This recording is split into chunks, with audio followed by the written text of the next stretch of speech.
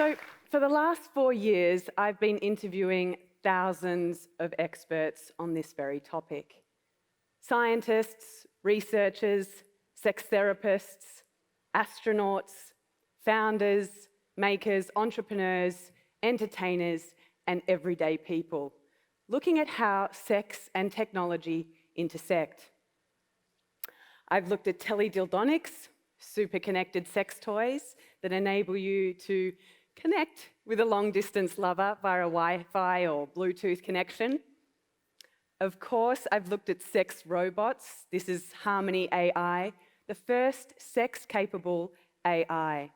Now, she's got 12 different personality types: funny, shy, charming, cute, submissive. And she'll even recite you poetry or order you your favorite pizza. I've also looked at the emotional side of intimacy and technology with virtual assistants. This one is Gatebox in Japan, and she controls the temperature in your house, your lights, but she also sends you text messages that feel kind of emotional, like "I miss you, can't wait to see you soon." And of course, I've looked at VR.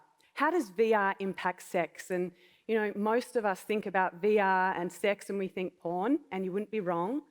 This is virtual sexology, so you could say it's an education program. It's brought to you by a porn company called Burgeoning VR, and it's aimed at making you a better lover. Now, there's one program for men, there's one program for women, designed by a sex therapist, but delivered by a porn company. And these sort of initial examples I'm sharing with you, these are exactly what the media asks me about every time: vibrators, sex robots, and VR porn. And while it's interesting, what I wanted to do when I talk to you today and bring together these areas of sex and tech is really lift the lid on a few other areas that are really important when we think about how technology impacts us everyday people walking about in the world. And this is a really great example. This is an STI reporting app, so you can share your STI results safely with a lover. We also have apps for heartbreak, like Mend, which works on an algorithm and sends you messages every day for 3 months to help you through heartbreak. I actually even used it, and it worked. I recommend Mend if your heart is broken. And then in the picture there, we have someone using Slutbot. Now, Slutbot is a text messaging service to help you become a better texter. A sexter-texter. So you actually practice with a robot and refine your sexting skills, which, by God, I think a lot of people could use. And then we have more edge technologies, right? So the implications of gender swapping, what does that feel like? What would it mean to look down as a woman and suddenly have different genitalia? How would that experience change how you experience the real world too? And then more health and wellness apps and wearables that are actually tackling something that's probably one of the most stigmatized areas of sex, and that's male sexual wellness and sexual dysfunction. What you're seeing here is a wearable by Mirari Medical, that blue one there, that was just exhibiting in January at CES, and it's aimed at helping with premature ejaculation. It uses neuromodulation. You put it on for 5 minutes before and during sex, and it aims at stopping you ejaculate. You have Yo, which is a home sperm testing kit. Again, one of the most stigmatized areas of sex. We never talk about male infertility, and yet in infertility, 30 to 40% of cases had to do with male infertility. And so this sperm testing kit is kind of cool, okay? It essentially turns your smartphone into a microscope. And you can see you can put a little sample on the Yo, and then your smartphone will actually depict your own swimmers on screen. So what you're looking for is the motility, so how many and how fast are your sperm and the health of your sperm. That, I think, retails now for about $50 for a 2-pack. But it's really this sort of technology we don't really know about that is revolutionizing the way we experience the world. And it's also a massive industry. So when I got started 4 years ago, this industry was already valued at $20 billion. Today, it's valued at $30 billion. And in 5 years' time, as part of the sexual wellness market, it's estimated to reach $123 billion. Sex tech. So, when we think about sex tech, just in those examples I've just shown you there, the definition really is any technology designed to enhance sexuality. Not just sex, sexuality. We talked about health just before.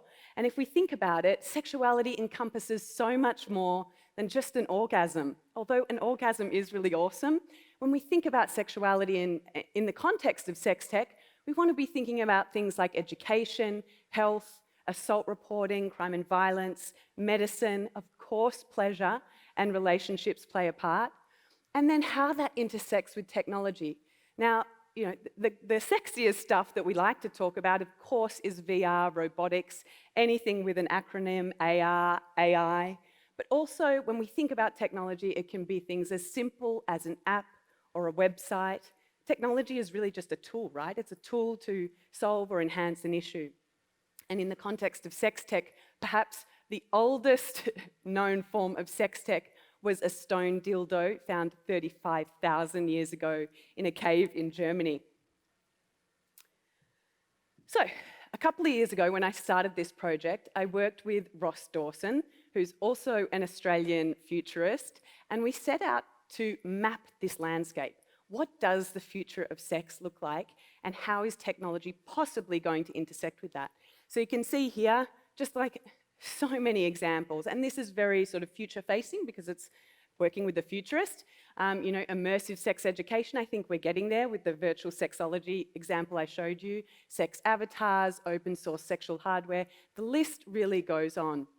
So it's incredible today to be standing in front of you at a Culture and Ideas Festival talking about this and talking about sex tech, right? This huge valuation of this industry. But how on earth did we get here? Of course, we all got here by sex, but technology is also such an integral part of our lives. You know, it's everywhere we go, and it's also intermingled with everything we do, including each other. But sex is really hard to talk about. For the most part, sex and conversations around sex have been relegated to two sort of forms, right? Like the clinicized version, where you'll see, like here in pharmacy aisles or locked away behind counters, really around solving an issue or a dysfunction. Or on the other side, sex is something that's dark or naughty or erotic and just creepy and sort of relegated to those dark corners of the internet or the outskirts of neighborhoods, the side of highways lit up in neon, that sort of sleazy version of sex. It's really hard for us to talk about sexual pleasure, which makes it really hard to uncover opportunities in sex tech if we can't normalize this conversation about sex, this conversation about what happens to pretty much all of us. It's part of our identity. And so in the last couple of decades, I've noticed, as I'm sure you have, these cultural moments, you know, that popped up that allowed us to have these conversations, particularly around female sexuality. So these milestone moments in the 90s, a Sex and the City episode, that episode, Rabbit episode, where Charlotte tries a vibrator for the first time, and that kind of normalized this notion of vibrators. We saw vibrator sales spike. And then more recently, with the release of 50 Shades of Grey and this sort of normalizing of BDSM and introducing those concepts to more mainstream culture. However, before I jump ahead, what I want to make a point of here in saying is that I have an issue with the way that female sexual pleasure has been historically portrayed in the media. So in both these examples, female pleasure is portrayed as sort of funny, weird, strange, even to the women that are experiencing it themselves. And so as much as we're talking about sexuality and having these little moments in the 90s and early 2000s, it's still very much in the context of, oh, isn't that funny and strange, and never really in the context of pleasure. However, alongside this, happily, is these movements like Me Too and Time's Up that really have allowed women to talk about their sexuality, be it harassment and assault reporting, but really emboldened us to go further into that conversation, to have a very public conversation about female sexuality. People from these movements, myself included, feel heard. We feel like, wow, yeah, people understand me. That happened. Yeah, I get it, and there's a community out there. So I think that was really important in sort of setting the context for where we are today and the way we talk about sexuality. And of course, now we have celebrity icons like Gwyneth Paltrow and her store Goop and the Goop Lab on Netflix, who are sort of edging us into this mainstream conversation about sex and about pleasure. I'm not sure if you saw the vagina candle that it sold out last week. It's a $75 candle and a genius marketing effort from Gwyneth Paltrow. Still presenting sex as something funny, but if that's going to be an accessible way to talk about it and to mainstream it, that's the way it goes. Happily for me in my industry, in sex tech, right, is the signals I've noticed over the last 4 years indicate to me that something is genuinely changing in the industry and we're taking it a lot more seriously than just sex robots. So what we're seeing in January just past is the biggest consumer electronics show on the planet, CES in Vegas, had sex tech on the show floor alongside other tech exhibitors that were, exhibiting very normal everyday objects. And so that was a real win for the industry to be able to say, hey, please take us seriously. We are part of the tech industry. And then for me personally, starting a podcast, which turned into research, which has turned into hackathons and speaking, I do a lot of media work. And what's changed is I'm no longer talking to alternative media on the fringes that's a bit edgy. I'm talking to organizations like The Guardian, like New York Times, like TechCrunch, Wired, big media, global media organizations that are taking this conversation seriously. And locally, we have The Age, Fin Review, The Australian. So these are really important signals that things are changing. And I think one of the things that's been really great about this, if we think about how we got here, these pop culture movements, these culture and ideas festivals, like we are here today talking about this, there's also been this rise of women in tech and women entrepreneurs that has really fueled the innovation in sex tech. And happily, I was part of it at a very early stages of this community being built, and that's called Women of Sex Tech. And what started out as 30 women gathered in Cindy Gallup's apartment, thinking about the products and services that we could all make that would enhance our lives and other women's lives, has grown today from 30 women to 250 women globally, all working in health, in pleasure, communication, and media to develop products and services. So for me, sexuality has gone from this whispered about taboo to this fully blown conversation that we're having today, often on tech stages. But you know what? That's fine, because it's easier to talk about sex for everyone when it's couched in tech, right? So if we put sex tech on the end of it, we can all talk about sex. And I have no problem with that. I also think technology is creating really amazing solutions, which I'm going to run through 3 sort of core components of what I think is going to change here. And when we're thinking about sex tech, instead of it being this dirty thing or a giggly thing, think about tech seriously. Like, what does the best tech do? Best tech, it enhances our lives, right? Extends our capacity to experience. It allows us to take action. SALT reporting, it allows us to sense, to increase our sense of sense and intimacy. So that's how I sort of gauge sex tech. And when I wanted to break this down for you in such a short time, because there's a bunch we can cover here, as you saw with that landscape map, I think what makes sense is to talk about sex tech through the lens of intimacy and how we interact with the world, how we experience the world. So first of all, I'm going to introduce you to some tech around just related to ourselves. Then we'll talk about how that relates to being in relationship to others, and then society at large. So when I think about the best examples of sex tech that have to do with ourselves, with the self, I think it has to do with enhancing our own experiences, right? In health, education, and wellness. And wellness can incorporate pleasure too, and health can incorporate pleasure.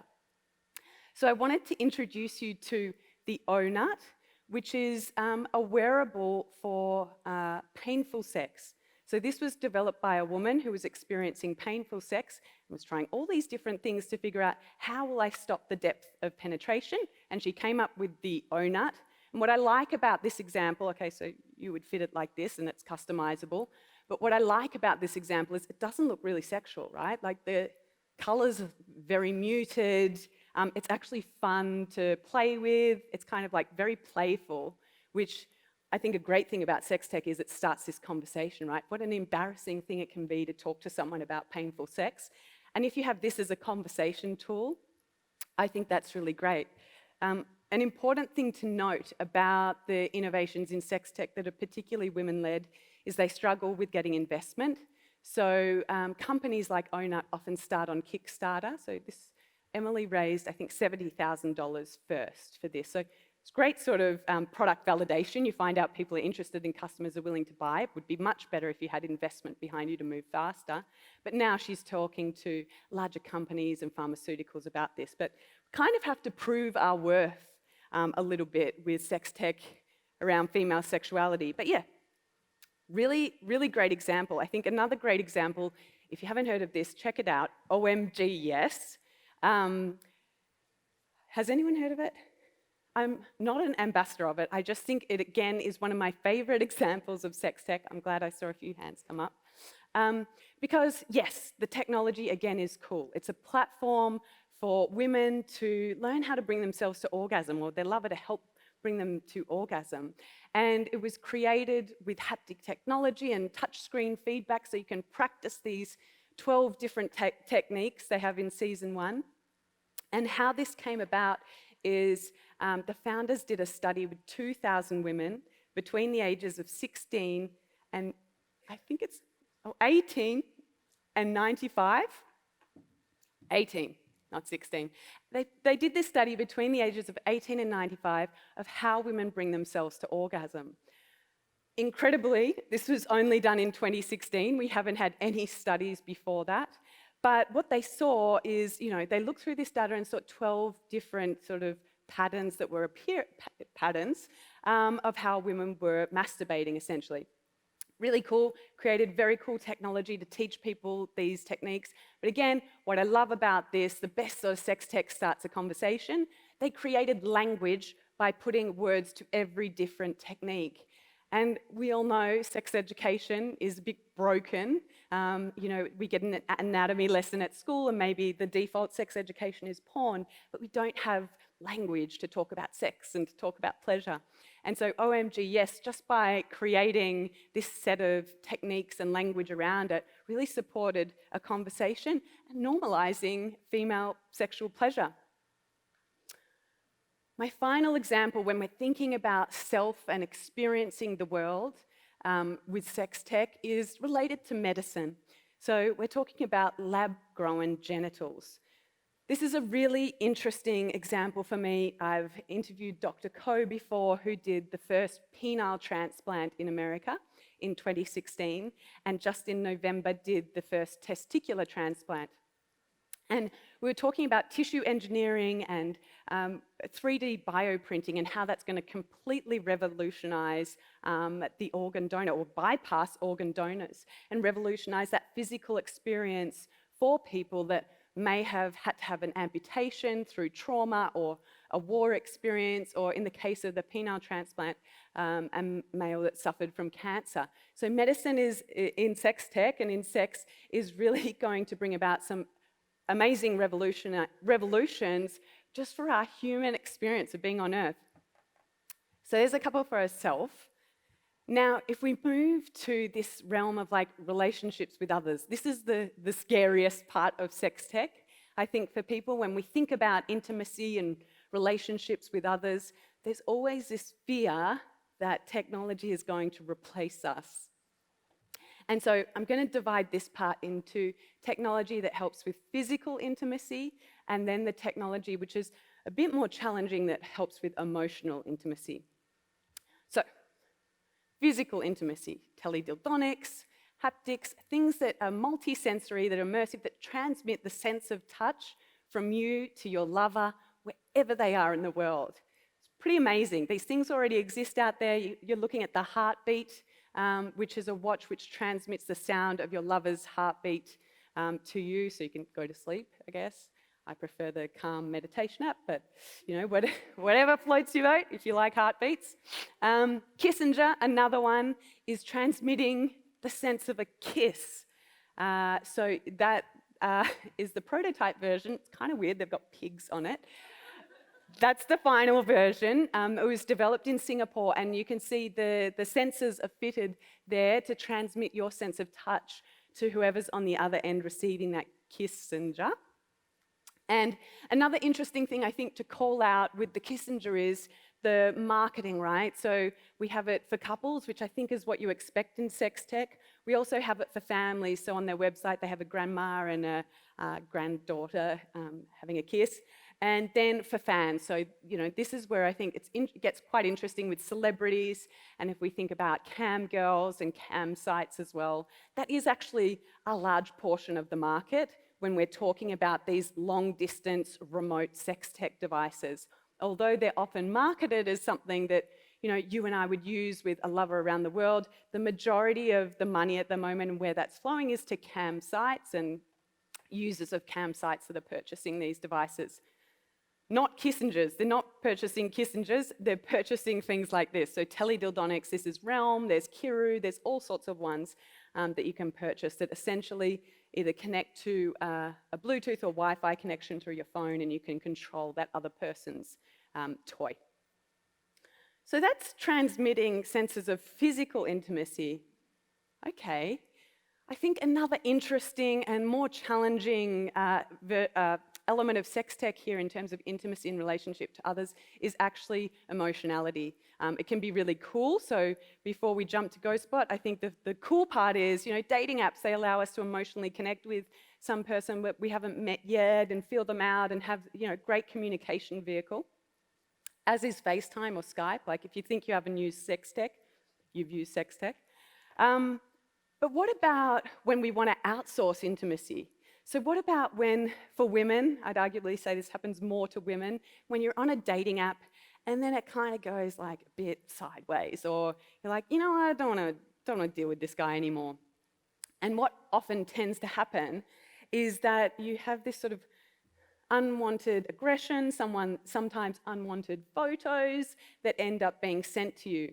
And so GhostBot was developed to really outsource that whole process of what we call ghosting.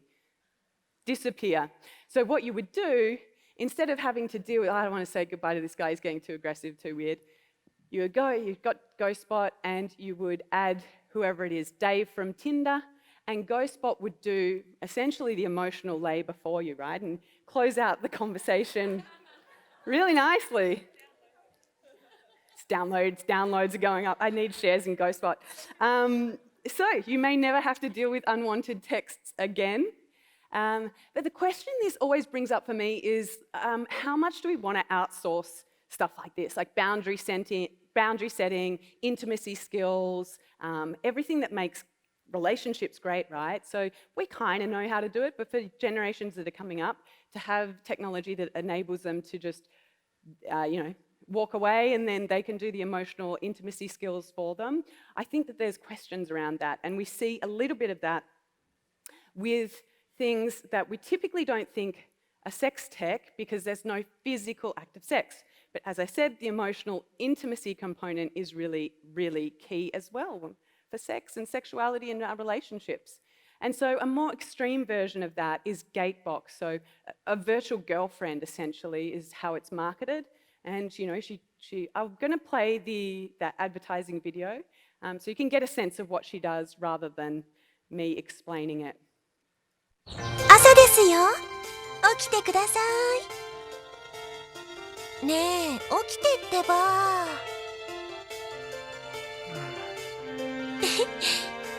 おはよう。おはよう。あ、今日雨が降るかもしれないから傘持って行って。急がないと遅刻しちゃうよ。行ってきます。行ってらっしゃい。気をつけてね。19ページ、商品のラインナップについての。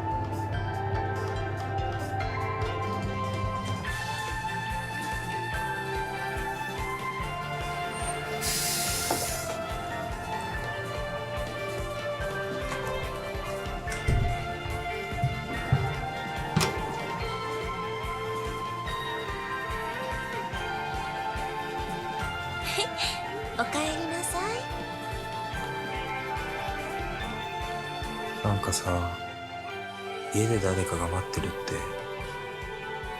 ていいもんだな。さっき思ったんだ。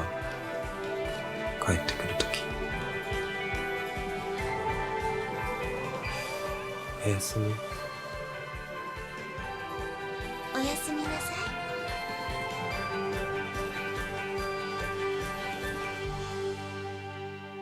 Who wants a gate box? While all the ladies are downloading GhostBot, the guys are getting gate boxes. Yeah, so Gatebox, huh? Sold out within the first week that it was released in December of 2017. Then they had a release. The following year, sold out. Now we have 3,700 marriage certificates issued for human hologram marriages. And yes, it really, it kind of makes my skin and go into goosebumps thinking about how much we have pushed intimacy onto technology. And that video to me just really struck me of how lonely people are and how much they crave connection, right? It's what humans want. We really want connection. Now, is technology the thing to do the job for us, And I think, over all this research, what I see, especially in these relationship to self technologies, is technology starts to behave more like a human. GhostBot, great example. Gatebox, another example. And humans, we know this, right? Humans are behaving more like technology. We're all about this these days. Even if you're in the same room as your lover, your family, whatever, we see so much of the world and we capture so much of the world through our screens. We turn to our screens. When something meaningful happens, we capture it with our screens instead of turning to a person going, wasn't that amazing? So I think that really is something we have to question when we're thinking about technology in the context of sexuality and intimacy. And because this is such a difficult topic, it's often very hard to get to those questions with people because people are like, oh, sex, replacement. We really need to have them. And even in interviewing the head of Realbotics, which is Harmony AI, you can see her on the screen, and talking about this, and he's saying, look, no matter all the technology we put in her head, all the AI, however advanced you can get it, you can never replace a real human connection. That's the story here. SexTech isn't here to replace human connections. It should be here to enhance our lives. That's what we want it to do, and I think that's where we need to shift the lens.